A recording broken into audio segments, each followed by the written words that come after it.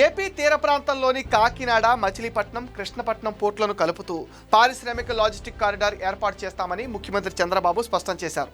ఈ పోర్టులను అనుసంధానంతో పాటు పోర్టులకు సమీపాన ప్రపంచ శ్రేణి చమురు రిఫైనరీ ఏర్పాటు కానుందని సీఎం అన్నారు. సింగపూర్ పర్యటనలో భాగంగా ప్రతిష్టాత్మకంగా జురాంగ్ పెట్రో కెమికల్ ఐలాండ్లను ఆయన సందర్శించారు. జురాంగ్ ఐలాండ్లో సింగపూర్ సృష్టించిన సమీకృత పారిశ్రామిక ప్రాజెక్ట్ సహా ఇతర మౌలిక సదుపాయాలను ముఖ్యమంత్రి బృందం పరిశీలించింది. సముద్రాన్ని పూడ్చి నిర్మించిన దీవిలో సమీకృత పెట్రోకెమికల్ ప్లాంట్ ఇంధన కేంద్రాన్ని సింగపూర్ ఏర్పాటు చేసింది.